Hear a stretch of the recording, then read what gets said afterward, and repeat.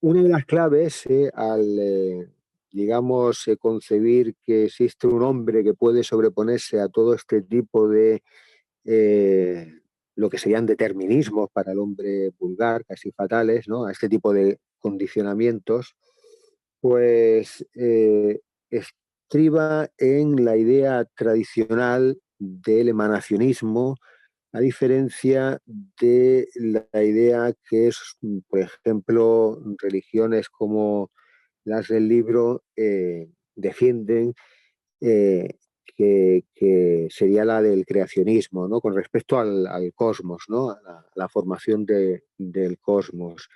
Las doctrinas tradicionales lo que defienden es que a partir de un principio primero, principio supremo, o el motor inmóvil del que hablaba Aristóteles, o el no ser del que habla cierta metafísica, él, ese principio supremo, indeterminado, eterno, imperecedero, podemos considerarlo como la divinidad suprema, pues decide manifestarse.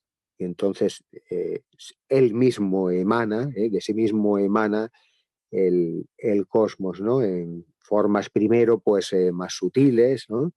Esos númina, plural, numen en singular de los que hablaba la tradición romana, o digamos que serían como una especie de, como el equivalente a divinidades eh, menores, bueno, no tan menores, ¿no?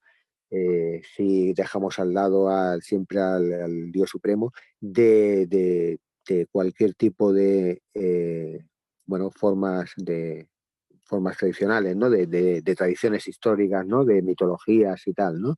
O, por ejemplo, las entidades angélicas, ¿no? De otras religiones, ¿no?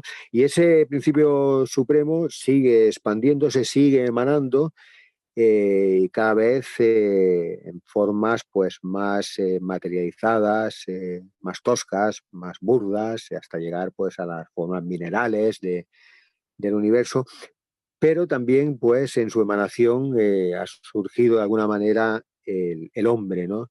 Y el hombre, pues, como es resultado de la emanación de ese principio supremo, también comparte con él naturaleza, que sería esa llama divina, ese átomo crístico del que hablaban los rosacruces tradicionales, no el movimiento neo rosacruciano eh, antitradicional, ¿no? Del siglo XIX, ¿no? Pues por esa razón, al haber emanado de la divinidad, pues el hombre también tendría esta semilla divina que aspira a pues despertar, ¿no? Y ese hombre, por supuesto, que ha conseguido despertar esa semilla divina a través de ese proceso arduo, metódico de la iniciación, no estaría sometido a ningún determinismo, sería señor de sí mismo, amo de sí mismo, y por tanto contra él no valdría ningún fatalismo, ¿no? Y aquí ahora podríamos hacer, digamos, una pequeña incursión, ya que hemos hablado del creacionismo. Claro, el creacionismo dice que Dios crea a la criatura de la nada, ex nihilo, y por tanto esa criatura no comparte naturaleza, esencia con Dios, y no tiene, digamos, esa semilla de la eternidad en su interior, ¿no? Pero dentro de estas posturas creacionistas, que por supuesto abocarían al hombre hacia un fatalismo total, ¿no? Eh, Habría que hacer matices, ¿eh? Por ejemplo, está claro que entran dentro de esta concepción del hombre, ¿no? Y del mundo y de la espiritualidad, el Islam, ¿no? La misma palabra significa sumisión, sumisión total a Dios, y el hombre, por supuesto, está totalmente negado a cualquier libre albedrío, ¿no? Eh, en el judaísmo pues pasa lo mismo, es ese Yahvé, ese Dios caprichoso, el que a su antojo hace y deshace sin que el hombre pueda nada contra ello, ¿no? Pero dentro del cristianismo pues se dan ciertas paradojas, ¿no? Porque en un principio también por supuesto, se habla de que el hombre es creado de la nada, ex nihilo, ¿no? Por lo tanto, no tendría esa semilla divina que no podría compartir con Dios porque no ha emanado de él. Pero por otro lado se habla de que el hombre fue creado a imagen y semejanza suya. Seguramente aquí hay dentro del cristianismo influencias diferentes de diferentes tradiciones y por eso está en un principio, bueno, pues contradicción, ¿no? Eh, Dentro del cristianismo, pues digamos el protestantismo sí que estaría totalmente en consonancia con esta mentalidad que hace suya el judaísmo o el islam, ¿no? Dentro del protestantismo no cabe absolutamente teológicamente ninguna posibilidad de concebir al hombre desde un punto de vista no divino, sino como portador, ¿no? de esa semilla de la divinidad a despertar, ¿no?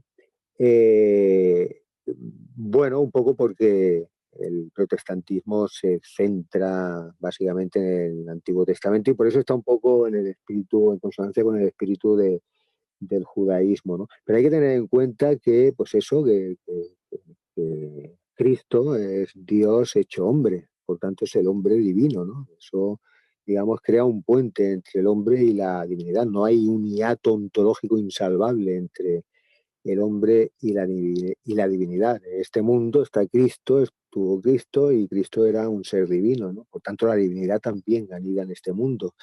En la Eucaristía, en la Eucaristía eh, pues se hace presente a través del pan y el vino Cristo, la divinidad está aquí en este mundo.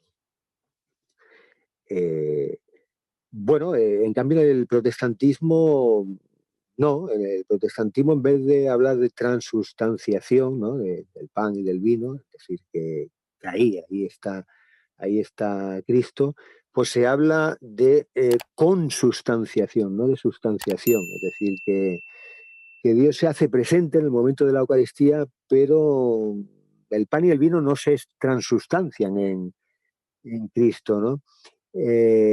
Bueno, y de hecho no hay sagrarios, ¿no? En las iglesias protestantes porque Cristo no permanece en, en la iglesia, en este mundo, ¿no? Este mundo está desacralizado totalmente, ¿no? No hay semilla divina, ¿no? Por tanto no la puede haber si no está ni en el momento, ni en el pan, ni en ese pan ni en ese vino, porque no se transustancian, pues difícilmente esa divinidad va a estar en el seno del hombre, ¿no? Bueno, incluso está una rama del protestantismo, los liberales que le llaman, ¿no? Que afirma que Cristo en el momento de la Eucaristía, bueno, ya sabemos que el protestantismo dice que no se transustancia en el pan y el vino, pero esta rama del protestantismo liberal lo que afirma también es que ni se hace presente al lado del pan y el vino, como diría el protestantismo en general, ni se hace presente al lado, que no sea en el pan y el vino, ¿no? Sino simplemente que actúa mediante la Eucaristía, Cristo actúa, ¿no? Pero bueno, después se supone que marcha a los cielos, ¿no? Bueno, hay que tener en cuenta, pues eso, que dentro del catolicismo hay un peso crucial, ¿no? De las figuras de los ángeles y de los santos, ¿no? Y estos no son más que mediadores entre los hombres y Dios. Ese hiato, como decía antes, ese corte, ¿no? Ontológico entre el hombre y Dios no existe, ¿eh? Por medio están estos puentes que unen, que de alguna manera facilitan la unión entre el hombre y Dios y la divinidad, ¿no? Por tanto, la divinización, ¿eh? O el despertar esa semilla divina del hombre, ahí pues no se hace eh, tan difícil de concebir, ¿no? Bueno, hay que tener en cuenta, por ejemplo, que para los protestantes ángeles y santos están como dormidos en el cielo, ¿eh? Su importancia es secundaria, ¿no? De hecho, como los santos no aparecen en la Biblia, ¿no? Y el protestantismo solo le hace caso a ella, a la Biblia, pues la verdad es que los santos quedan muy ninguneados, ¿no? Dentro del protestantismo, ¿no? En cambio, bueno, la tradición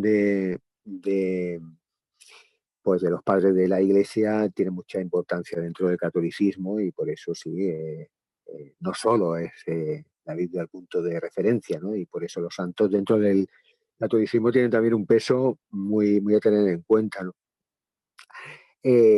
Vamos, es que no son personajes marginales dentro del catolicismo los que hacen bandera, ¿no?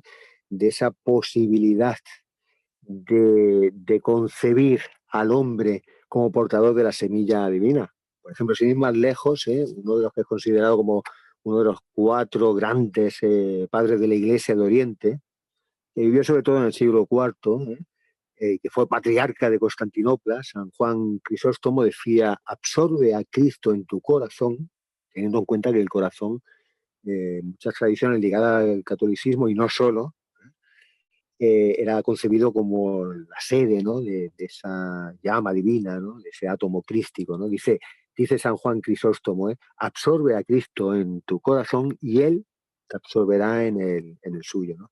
De dos os convertiréis así en una única realidad, es decir, que en definitiva tú compartirás esa esencia divina con Cristo, ¿no?